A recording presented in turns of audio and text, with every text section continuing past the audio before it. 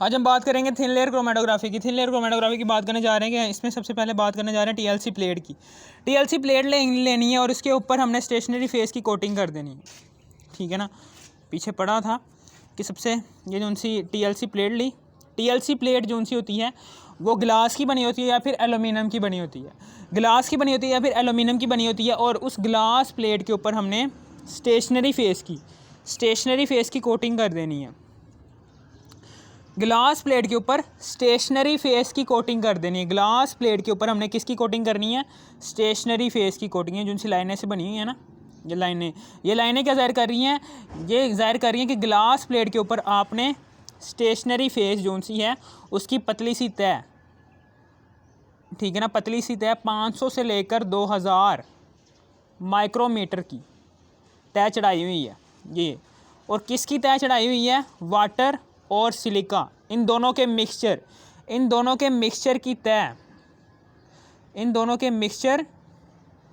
की तय as a stationary phase glass plate के ऊपर आपने चढ़ाई हुई है। ये लाइनिंग ये ज़ाहिर कर रही है, ठीक है ना। एप्लीकेशंस ऑफ सैम्पल की एप्लीकेशन क्या होती है? मे बी डैमेज, यानी कि डैमेज नहीं होनी चाहिए। ये जो सी है आपकी ये जो सी ग्लास प्लेट है ये डैमेज ना हो, ये क्या ना हो? ये डैमेज ना हो। फॉर एग्जांपल ग्लास प्लेट है, ग्लास प्लेट को जब हम लेते हैं तो ग्लास प्लेट क्या करती है, क्या पता कि वो नीचे गिर जाए। जब वो नीचे गिरेगी तो उसके ऊपर डैमेज हो जाएगा, या फिर क्या हो कि ये जो सी ग्लास प्लेट है ये डैमेज नहीं होनी चाहिए। ये जो सी ग्लास प्लेट है इसके ऊपर दरार नहीं आनी चाहिए। होता है ना कि अक्सर आप इस टैंक के अंदर ये जो सा है, इधर बैठेंगे, इधर बैठे लोगों को वक्त के साथ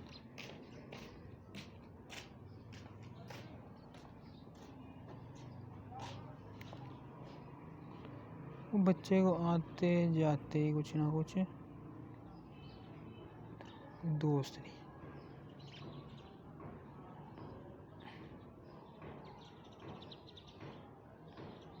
ये है जी, ये बीकर। इस बीकर के अंदर हमने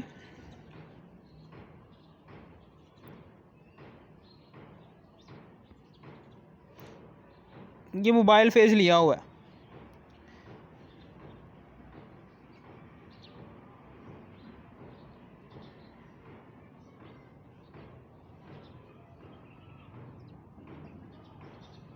ये मोबाइल फेस लिया हुआ है,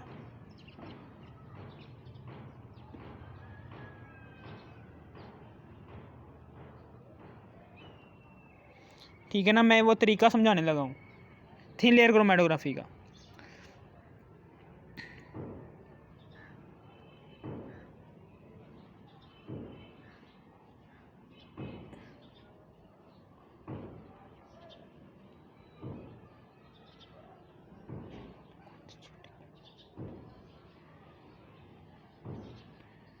ये है जी पेपर क्रोमेटोग्राफी,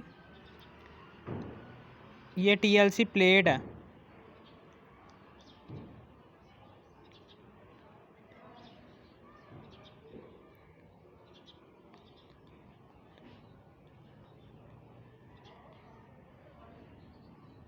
ये टीएलसी प्लेट है जिसके ऊपर हमने स्टेशनरी फेस की कोटिंग की हुई है। ये टीएलसी प्लेट है, इसके ऊपर हमने स्टेशनरी फेस की कोटिंग की हुई है। स्टेशनरी फेस की पतली सी लेयर चढ़ाई हुई है।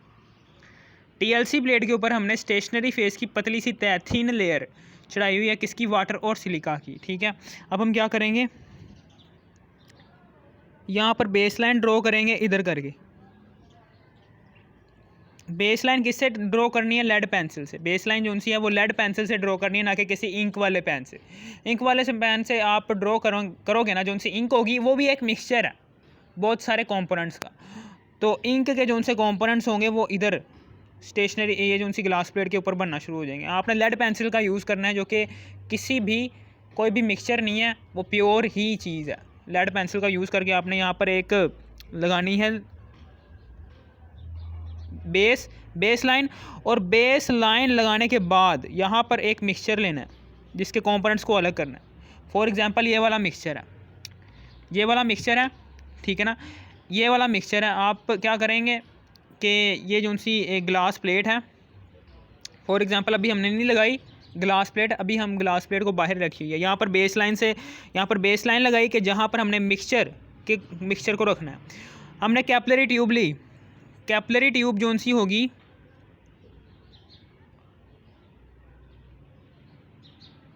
उसका एक एक कतरा यहाँ पर डालते रहना है। कैपिलरी ट्यूब का एक कतरा उठाकर फिर बेस लाइन के ऊपर डाला, फिर उसको ड्राई किया, फिर उसके बाद फिर कैपिलरी ट्यूब को उठाया, फिर यहाँ पर मिक्सचर में डुबोया, मिक्सचर में थोड़ा सा खींचा उसका मिक्सचर, एक कतरा फिर यहाँ पर डाला, फिर ड्राई किया, फिर दूसरी दफ़ा फिर मिक्सचर का एक कतरा डाला बेस लाइन के ऊपर और फिर उसके बाद इसको ड्राई किया, चौथी दफ़ा फिर एक मिक्सचर का कतरा निकाला और यहाँ पर डाला, फिर उसके बाद फिर इसको ड्राई किया। 5 से 6 दफ़ा आपने यही अमल दोहराना है ताकि ये मिक्सचर के अंदर सारे का सारा जो सा पानी के वेपर्स हैं वो इवेपोरेट हो जाएं और सिर्फ प्योर मिक्सचर यहाँ पर बच जाए, प्योर मिक्सचर यहाँ पर बच जाए। ऐसा मिक्सचर, प्योर मिक्सचर, ऐसा मिक्सचर के जिसमें कोई भी पानी का मॉलिक्यूल एज आ इम्प्योरिटी मौजूद ना हो। अगर पानी का मॉलिक्यूल इम्प्योरिटी के तौर पर मौजूद होगा तो जैसे इसके कंपोनेंट जो से होंगे वो अलहदा होंगे ना, तो किसी भी कंपोनेंट के अंदर अगर पानी का एक भी मॉलिक्यूल आ गया ना तो वो क्या करेगा, वो कंपोनेंट को फैला देगा। जैसे वो फैलेगा ना कंपोनेंट, तो मिक्सचर के दूसरे कंपोनेंट में वो जो सा पहला कंपोनेंट होगा वो मिक्सअप हो जाएगा, जिससे हमारी जो सी क्रोमेटोग्राफी है वो डिस्टर्ब हो सकती है। इसलिए हम क्या करते हैं, हम कैपिलरी ट्यूब के ज़रिए 3 से 4 दफ़ा मिक्सचर को इस बेस लाइन के सेंटर में गिराते हैं और बार बार उसको ड्राई करते हैं ताकि कोई भी पानी का मॉलिक्यूल मिक्सचर के अंदर एग्जिस्ट ना करे और मिक्सचर आसानी से 3 कंपोनेंट्स में डिवाइड हो जाए और कोई भी पानी का मॉलिक्यूल किसी मिक्सचर के किसी भी कंपोनेंट में जाए ही ना। अगर जाएगा नहीं तो मिक्सचर का कंपोनेंट फैलेगा नहीं, जब मिक्सचर का कंपोनेंट फैलेगा नहीं तो वो किसी दूसरे कंपोनेंट में मिक्सअप भी नहीं होगा, जब मिक्सअप भी नहीं होगा तो हमारी क्रोमेटोग्राफी भी डिस्टर्ब नहीं होगी। ठीक है ना। अब हम इसको उठाकर यहाँ पर ले आते हैं, यहाँ पर ले आया। और हमेशा याद रखना कि जो सा ऑर्गेनिक सॉल्वेंट है ये क्या है, ये ऑर्गेनिक सॉल्वेंट है, ये मोबाइल फेज़ है। ये क्या होता है, ये एक ऑर्गेनिक सॉल्वेंट होता है। ये कौन सा सॉल्वेंट होता है, एक ऑर्गेनिक सॉल्वेंट होता है। ठीक है ना। इसको हम फॉर एग्जांपल यहाँ पर लिया हुआ है हमने, फॉर एग्जांपल CCl4 लिया हुआ है, CCl4 लिया हुआ है। और यहाँ पर हमें पता है कि स्टेशनरी फेज़ में यहाँ पर लिख रहा हूँ कि ये भी याद रखो कि स्टेशनरी फेज़ हमने लिया हुआ है जी, वाटर प्लस सिलिका का मिक्सचर। वाटर क्या है, ये भी पोलर है और ये नॉन पोलर है। ये क्या है, ये पोलर सॉल्वेंट है और ये क्या है, ये नॉन पोलर सॉल्वेंट है। ये पोलर सॉल्वेंट का मिक्सचर है ना और ये नॉन पोलर है। हमेशा याद रखना कि पोलर और नॉन पोलर जो सा, ये नॉन पोलर है, ये नॉन पोलर सॉल्वेंट है और ये पोलर मिक्सचर की तय ऊपर चढ़ाई हुई है H2O और सिलिका की। ठीक है ना, पोलर और नॉन पोलर। हमेशा याद रखना स्टेशनरी फेज़ और मोबाइल फेज़, इन दोनों की पोलैरिटी मैच नहीं करनी चाहिए। एक अगर पोलर है तो दूसरा नॉन पोलर होना चाहिए। स्टेशनरी फेज़ अगर पोलर है तो मोबाइल फेज़ नॉन पोलर होना चाहिए। अगर मोबाइल फेज़ पोलर है तो स्टेशनरी फेज़ नॉन पोलर होना चाहिए। अगर दोनों की पोलैरिटी मैच कर जाएगी तो हमारा जो सा मिक्सचर के कंपोनेंट्स हैं, अभी मैं आगे वो भी बात बता दूंगा। अब हम क्या करेंगे, हमेशा याद रखना चाहिए कि जो सी बेस लाइन के ऊपर ये जो सा बेस लाइन के ऊपर ये जो सा मिक्सचर है, ये बेस लाइन के ऊपर ये जो सा मिक्सचर है, ये बेस लाइन के ऊपर ये जो सा मिक्सचर है ना, ये मिक्सचर क्या करेगा, अपने कंपोनेंट्स में तकसीम होगा। जैसे ही ये ऑर्गेनिक सॉल्वेंट है, जैसे ही ये ऑर्गेनिक सॉल्वेंट जो सा, हमेशा याद रखना ये मिक्सचर ऑर्गेनिक सॉल्वेंट में डूबा हुआ नहीं होना चाहिए। मिक्सचर का कंपोनेंट जो ये मिक्सचर है जो सा बेसलाइन के ऊपर एग्जिस्ट कर रहा है, ये ऑर्गेनिक सॉल्वेंट के अंदर डूबा हुआ नहीं होना चाहिए, नॉन पोलर सॉल्वेंट के अंदर डूबा हुआ नहीं होना चाहिए। ठीक है ना। ये नॉन पोलर सॉल्वेंट से ऊपर ही होना चाहिए। ये पोलर सॉल्वेंट क्या करेगा, ये ऊपर की तरफ मूव करेगा, against the gravity capillary action होगा। यहाँ पर क्या होगा, अब कैपिलरी एक्शन होगा। कैपिलरी एक्शन क्या करेगा, जैसे ये मूव करेगा ना ऊपर की तरफ, तो ये मिक्सचर के कंपोनेंट जो से होंगे ये 3, 1, 2 और 3। मिक्सचर जो सा है वो 3 कंपोनेंट्स में डिवाइड हो जाएगा, 1, 2, 3 कंपोनेंट्स में। जैसे ही डिवाइड होगा, जैसे ही ये 3 कंपोनेंट्स में डिवाइड होगा ना, तो नीचे जो सा मिक्सचर होगा वो मिट जाएगा और तीनों के तीनों कंपोनेंट्स जो उनसे अलग हो जाएंगे।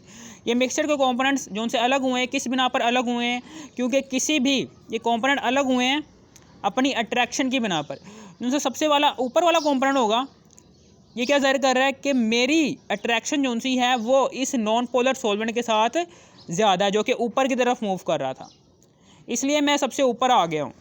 और नीचे वाला कंपोनेंट क्या जाहिर कर रहा है मिक्सचर का कि ये जाहिर कर रहा है कि मेरी अट्रैक्शन इस नॉन पोलर सॉल्वेंट के से ज़्यादा नहीं है जो कि ऊपर की तरफ मूव कर रहा है।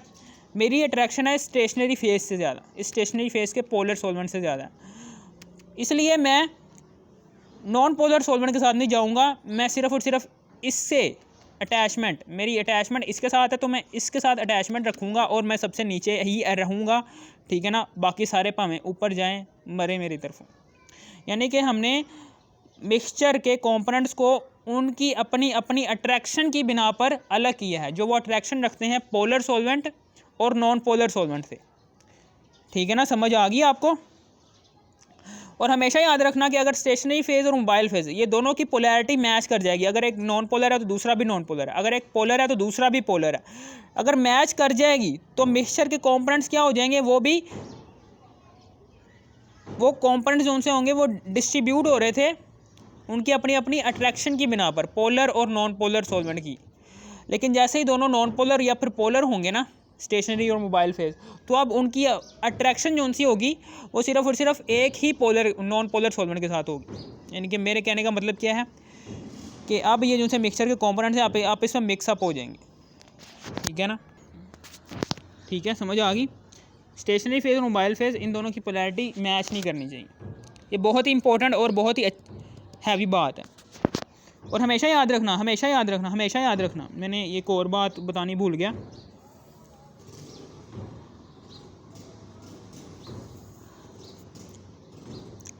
कि हमने यहाँ पर पेट्री डिश भी लगानी है।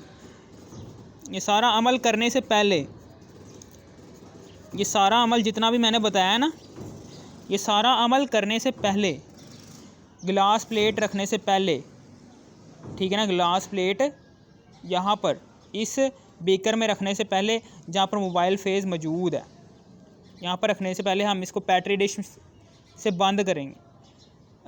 गिलास प्लेट रख दी, गिलास प्लेट रखने के बाद हमने पेट्री डिश लाजमी लगानी है ताकि जो उनसा सैचुरेट हो सके, ताकि जो उनसा इन्वायरमेंट है, इंटरनल इन्वायरमेंट क्या हो जाए,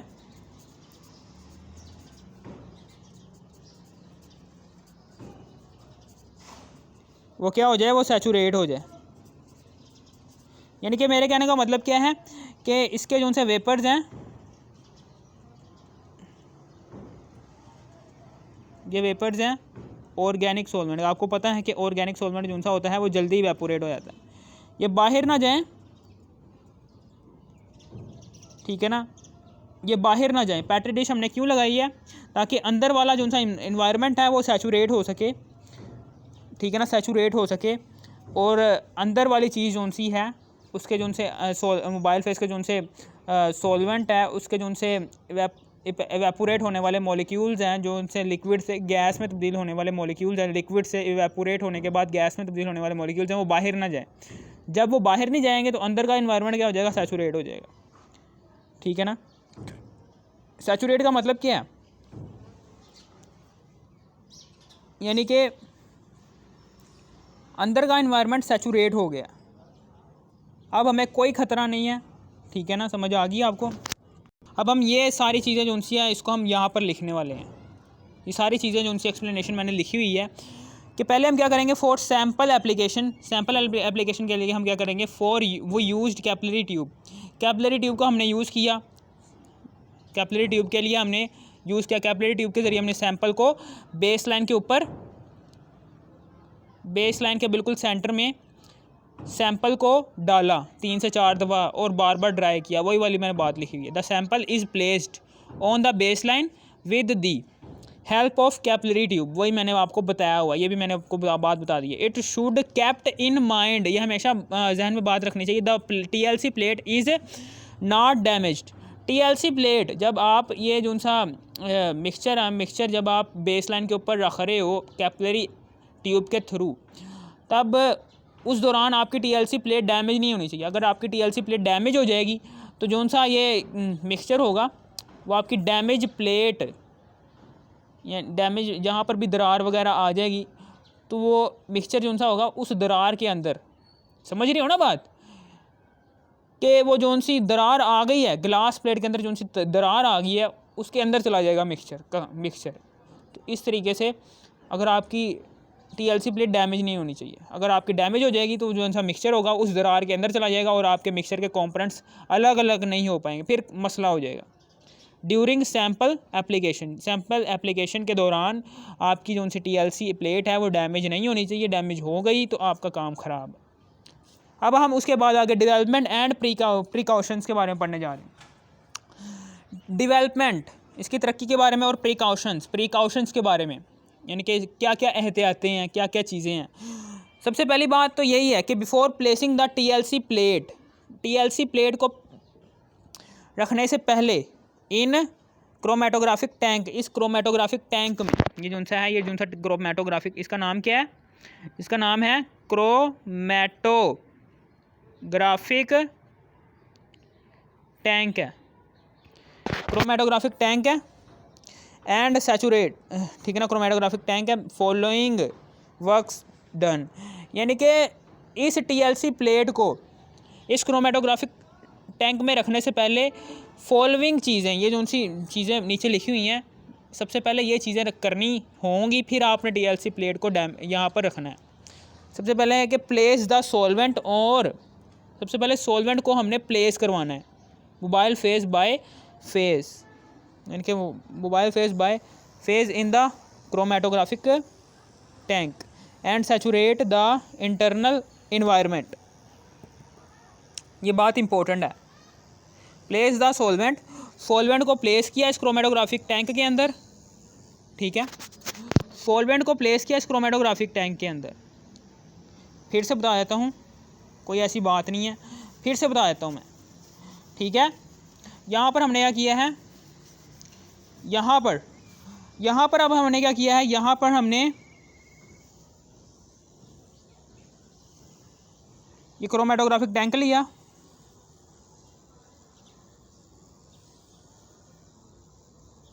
ये क्रोमेटोग्राफिक टैंक लिया, ये क्या है, ये क्रोमेटोग्राफिक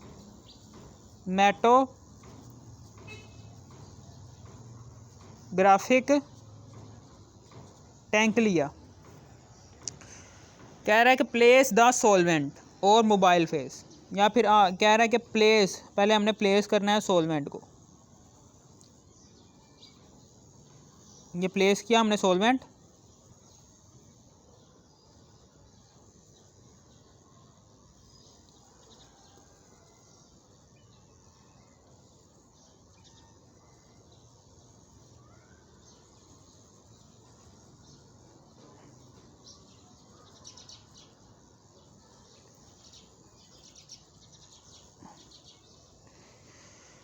ये सॉल्वेंट हमने प्लेस किया in the chromatographic tank and saturate the internal environment. For example ये जो सा हमने सॉल्वेंट लिया हुआ है, ये CCl4 है, जो कि यूज़ हो रहा है एज अ मोबाइल फेस,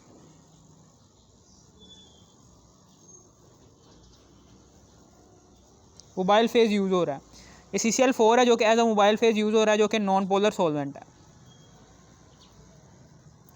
हम क्या करेंगे, हम ऊपर इसके पेट्री डिश रखेंगे, वही बात लिखी हुई है,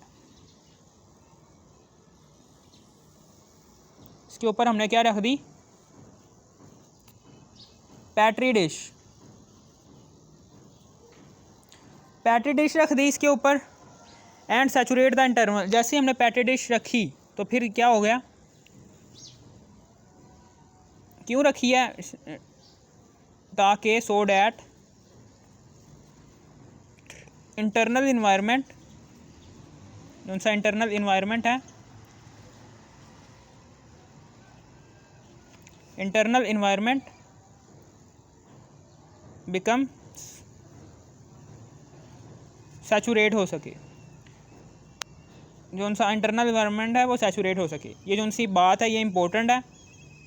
अगर आपने पेट्री डिश नहीं रखी है तो जो इंटरनल इन्वायरमेंट है वो सैचुरेट भी नहीं होगा, यानी कि जो उनसे पानी ये जो उनसे हैं ये जो उनसे पानी के कार्बन टेट्राक्लोराइड के वेपर्स हैं ये बाहर की तरफ इस्केप भी कर सकते हैं, जिससे हमारा जो सा इन्वायरमेंट है वो सैचुरेट नहीं हो पाएगा। जैसे बाहर की तरफ इन्वायरमेंट आप समझ रहे हो ना कि जैसे ही हम पैटी डिश नहीं रखेंगे इसके ऊपर तो जो उनसे CCl4 के मॉलिक्यूल्स हैं वो इवेपोरेट हो जाएंगे। आपको पता है कि ऑर्गेनिक सॉल्वेंट होता है वो नॉन पोलर सॉल्वेंट वो ज़्यादा जल्दी से इवेपोरेट होता है। जैसे ही इवेपोरेट होंगे तो जो उनसे पैटी डिश नहीं रखी होगी तो वो जो उनसे मॉलिक्यूल्स होंगे वो बाहर की तरफ स्कैप कर जाएंगे। इससे क्या होगा, जो उनसे हमारा इंटरनल इन्वायरमेंट है वो डिस्टर्ब होना शुरू हो जाएगा। पहले ज़्यादा हमने सॉल्वेंट लिया था कार्बन टेट्राक्लोराइड का, अगर आपने पैटी डिश नहीं रखी थोड़े बहुत मॉलिक्यूल जो उनसे हैं इसके CCl4 के बाहर स्केप कर गए हैं, तो इससे क्या होगा, हमारा डैमेज हो जाएगा। हमारी जो उनकी थिन लेयर क्रोमेटोग्राफी है वो डैमेज हो जाएगी, क्योंकि पहले हमने ज़्यादा सॉल्वेंट लिया था कार्बन टेट्राक्लोराइड का, वो इवेपोरेट होते होते कम रह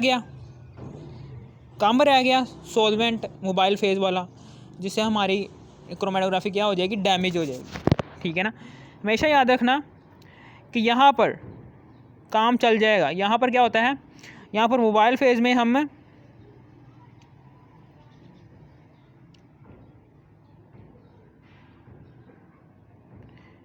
थिन लेयर क्रोमेटोग्राफी में हम क्या करते हैं, हम थिन लेयर क्रोमेटोग्राफी के अंदर हम क्या करते हैं,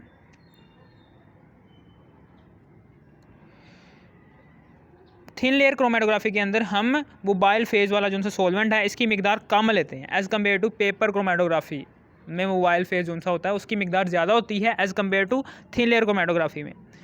चूँकि थिन लेयर क्रोमेटोग्राफी में हम मोबाइल फेज़ जो उनसे है उसकी मिकदार पेपर क्रोमेटोग्राफी के मुकाबले में बहुत ही कम लेते हैं।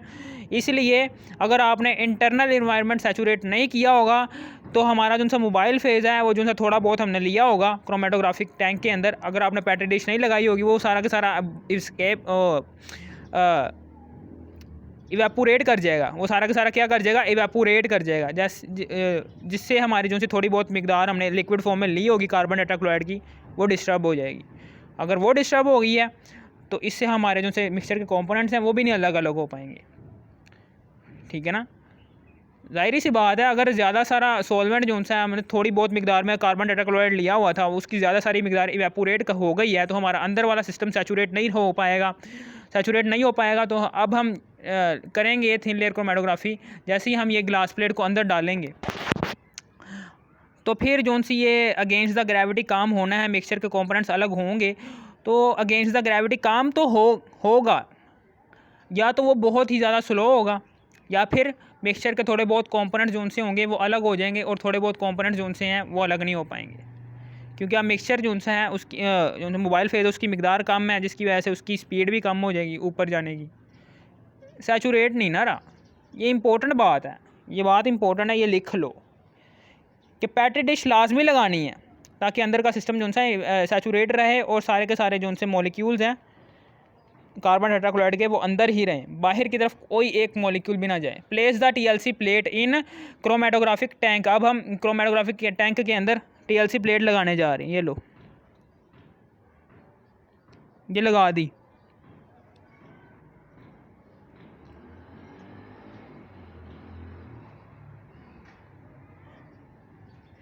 ये लगा दी, ठीक है, और इसके ऊपर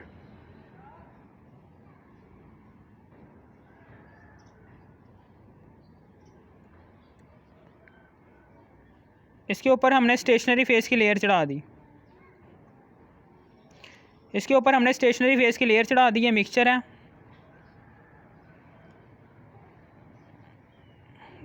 है, ये कौन सा स्टेशनरी फेज़ की लेयर है। ये जो से लाइनें बनी हुई हैं, ये लाइनें क्या ज़ाहिर कर रही हैं, कि स्टेशनरी फेज़ है ये, जो कि वाटर और सिलिका का मिक्सचर है, और ये एक पोलर है, सॉल्वेंट है। ठीक है ना, अब क्या होगा कि जो सा मोबाइल फेज़ वाला सॉल्वेंट है कार्बन टेट्राक्लोराइड, ये ऊपर की तरफ जाएगा। जैसे ही ऊपर की तरफ जाएगा तो इसके कंपोनेंट जो से होंगे अलग हो जाएंगे, A, B और C अलग हो जाएंगे। जैसे ही अलग हो जाएंगे तो हमारी जो क्रोमेटोग्राफिक वो ठीक है ना, वही लिखिए, place the TLC plate in chromatographic tank and the sample should not emerged in the mobile phase. और जो सैंपल है, ये सैंपल ये मोबाइल फेज़ के अंदर, ये मोबाइल फेज़ के अंदर यानी कि डिप नहीं होना चाहिए। अगर सैंपल मोबाइल फेज़ के अंदर डिप है तो आपकी क्रोमेटोग्राफी क्या हो जाएगी, डिस्टर्ब हो जाएगी, क्योंकि सारा का सारा सैंपल जो सा मिक्सचर का होगा वो इसमें चला जाएगा, ठीक है ना, इसमें चला जाएगा मिक्सचर के जो से, यानी कि मिक्सचर के अंदर जो से नॉन पोलर खसूसियत रखने वाले जो से पार्टिकल्स होंगे वो सारे के सारे इसमें चले जाएंगे।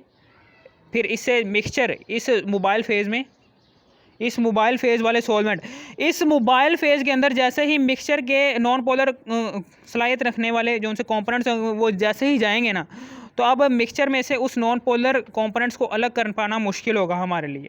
तो इसलिए हम क्या करेंगे, हम बेस लाइन से ऊपर ही रखेंगे इस मिक्सचर को, ताकि मिक्सचर जो सा है वो इसमें ना ही जाए तो बेहतर है। अब हम क्या करेंगे, mobile phase move upward and when solvent is moved about 2/3, जब ये जो सा है सॉल्वेंट जो सा है ये ऊपर चला जाए, ये क्या है, ये सॉल्वेंट फ्रंट है, कि जहाँ तक सॉल्वेंट ने मूव किया होगा वो सॉल्वेंट फ्रंट है। जब आपका ये जो सा मिक्सचर है ये कितना मूव कर जाए, 2/3 कवर फिल कर ले, और कितना बाकी रह जाए, 1/4 पार्ट ब्लैंक रह जाए। 2/3 फिल हो जाए किससे, इस कार्बन टेट्राक्लोराइड से, इसका ग्लास प्लेट का, और बाकी कितना रह जाए, 1/4 ब्लैंक रह जाए। तो तब आपने ग्लास प्लेट को बाहर निकाल लेना है। जैसे ही आप ग्लास प्लेट को बाहर निकालेंगे तो तब then TLC plate put outward and determine the RF value. अब हम इसको बाहर निकालेंगे और RF वैल्यू हम डिटरमाइन कर लेंगे, ठीक है ना, इसको हम बाहर निकालेंगे और हम RF वैल्यू डिटरमाइन कर लेंगे। RF वैल्यू का पता है ना आपको, RF वैल्यू कैसे कैलकुलेट करते हैं। RF value is equal to distance between distance travelled,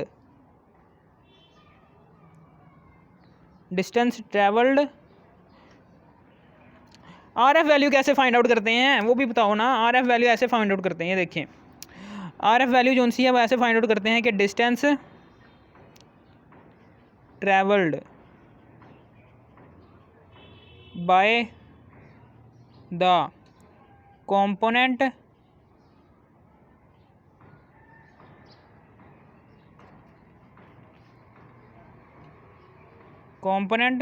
from baseline और distance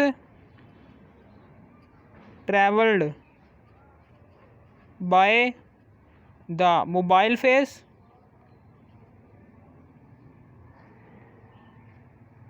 from base line.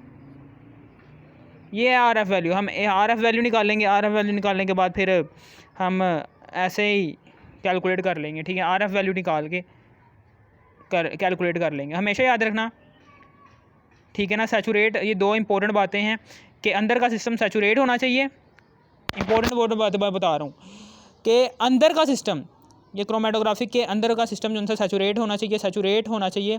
Saturate कैसे कर सकते हैं कि ऊपर बीकर क्रोमेटोग्राफिक टैंक के ऊपर पेट्री डिश रख दो, जिससे अंदर का इन्वायरमेंट सैचुरेट होगा। कोई भी कार्बन टेट्राक्लोराइड का मॉलिक्यूल जो सा है वो इवेपोरेट होकर बाहर नहीं जा पाएगा, जिससे अंदर वाला इन्वायरमेंट क्या हो जाएगा, सैचुरेट हो जाएगा। और आसानी से जो सा मोबाइल आसानी से जो सा है ये ऑर्गेनिक सॉल्वेंट ये नीचे से ऊपर की तरफ अगेंस्ट द ग्रेविटी मूव कर रहा होगा, ठीक है ना। और कैपिलरी एक्शन हमेशा याद रखना, इसकी बेस किस पर है, कैपिलरी एक्शन के ऊपर। इसकी बेस है कैपिलरी एक्शन के ऊपर, नीचे से ऊपर की तरफ मूव करेगा और आसानी से हमारे मिक्सचर के तीनों कंपोनेंट्स जो उनसे अलग हो जाएंगे। अगर आपने ऊपर कवर अप नहीं किया होगा तो ज़्यादा सारे मॉलिक्यूल्स कार्बन टेट्राक्लोराइड के बाहर चले जाएंगे।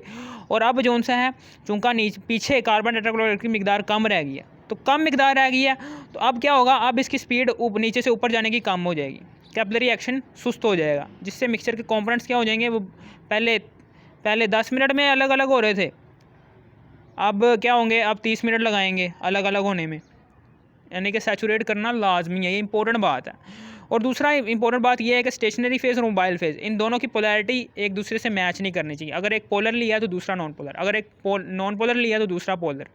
स्टेशनरी फेज़ और मोबाइल फेज़ की पोलैरिटी मैच नहीं करनी चाहिए। और तीसरी इंपॉर्टेंट बात यह है कि मिक्सचर जो सा है, ये वाला मिक्सचर, ये सॉल्वेंट मोबाइल फेज़ के सॉल्वेंट में डिप नहीं होना चाहिए। अगर मोबाइल फेज़ के सॉल्वेंट में ये मिक्सचर डिप हो गया है तो तब आपका मसला खड़ा हो जाएगा, ठीक है ना।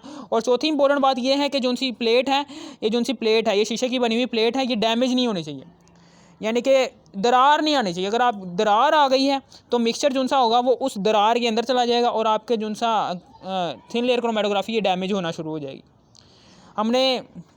अगर आपको इस वीडियो की थोड़ी सी भी समझ आ गई, ज़रा सी भी समझ आ गई, इस वीडियो कर दो लाइक और सब्सक्राइब।